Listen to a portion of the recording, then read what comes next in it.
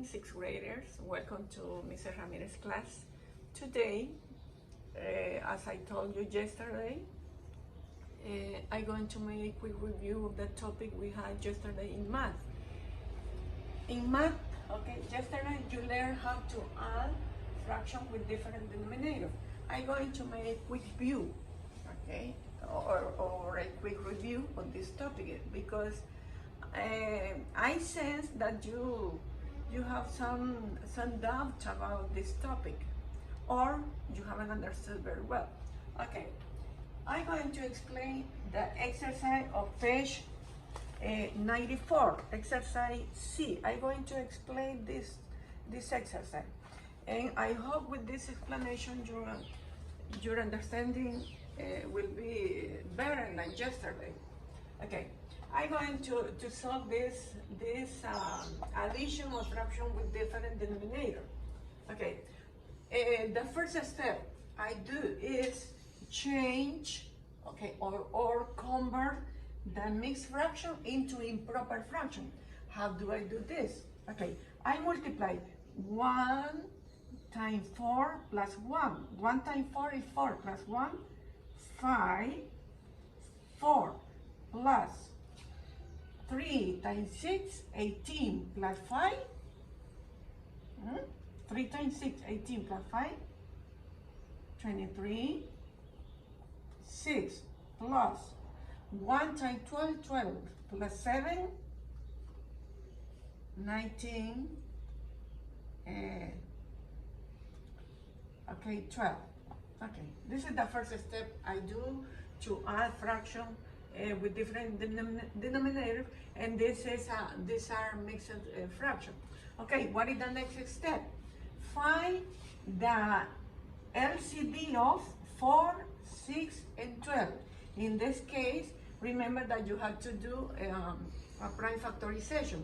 You bring down the denominator in prime number, and you get the LCD. I'm not going to explain how to get LCD because I assume that you already know how to get the LCD. Okay, what is the next step? I'm going to find equivalent fraction for 5, 4, 23, 6, and 19, 12. I don't find equivalent fraction because this fraction already has the LCD. Okay, now look, I'm going to find equivalent fraction for 5, 4, and 23, 6. And then if, the LCD is, 12, look, what is the next step? Okay, for what number you multiply 4 to get 12? It's 3. Okay, so the numerator multiplied by 3. 5 times 3 is 15 plus 23, 6. What number you multiply 6 to get 12? It's 2. Multiply 23 times 2. 2 times 3 is 6. 2 times 2, 4. Okay, I repeat, don't find equivalent fraction for this because already has the LCD, that is 12. Okay, so look, this is easy to resolve.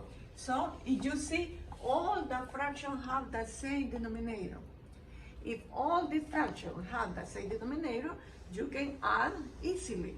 You add just the numerator. Okay, 15 plus 46 plus 19. And what is the LCD? Is 12. Look, 12. So I add 15 plus 46 plus 19, and it's equal to 80. 80, 12. Okay, look, this is the result. And then, what is the last step? Simplify this fraction. If it is possible, simplify. How do you simplify this fraction? Okay, half of 80 is 40. Half of 12 is 6. Half of 40 is 20. Half of 6 is 3. So the answer is 20 23rd. This is the answer. Okay, this is all. This is it. Okay, just I want to explain this topic in a quick way because I felt yesterday that you had some kind of doubt about this topic. Okay, now we go to spelling. In spelling, the topic we have for spelling today, okay, is about, first of all, we are going to talk about neologism. Neologisms are coin words. What is the meaning of coin word? These coin words, are coming from ancient language. But most of all of this, neologism are used by young people. Example of neologism is bench watch, bling, clickbait, crowdfunding, downvote or upvote, airborne, Google, mimic, photobomb, staycation, print, and tweet. This, the name of this vocabulary, this is a kind of language, but it is used, as I have told you, by young people. It's a language. So the name of this word is neologism. Neologism. Neologisms, are coin words. So the other topic I want to talk about when spelling is about phrasal.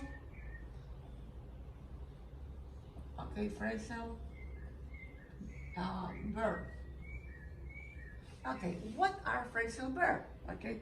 In your book of spelling, page 41, it said that a phrasal verb has two parts. A verb plus a preposition.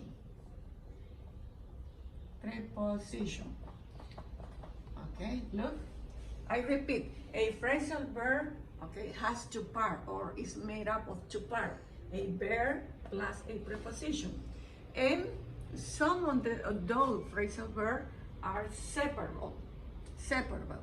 That means that you, when you talk or when you write with phrasal verb, you have to separate the verb, with the preposition, or adverb could be adverb, and you place the preposition, at the end of the phrasal verb. For example, we already know that phrasal verbs are most of them transitive. This means that they have an object. For example, I turn on the laptop. I turn on the laptop. Look, turn on. This is the phrasal verb. This is the verb and this is the preposition. When the sentence is short, we don't separate the particle or the preposition or adverb from the object. But it said that if the object is a long description, we do not separate. Only if the sentence is short, we write together the verb and the preposition. For example, in the book you have, she turned down the volume of the music she was playing. That is the correct. This is the correct sentence. Look, she turned down. When the object is a long description, we do not separate the particle. But if the object is a personal pronoun, we separate. We said, I turn on the laptop. I said I turn it on. Look, this is the pronoun. In this case, we separate the verb, okay, with the particle. In this case, is the preposition. Okay, in this flashcard, I have some phrasal verb. Okay, check out, hand in, figure out, mess up, point out, and look up. The meaning of check up is when you examine if something is correct. Okay, and hand in is when you give something to a person. Figure out is when you think how to resolve a problem. Mess up is when you made a mistake. Okay. Point out is when you direct someone attention to something. And look up, the meaning of look up is when you find information in internet or book or dictionary.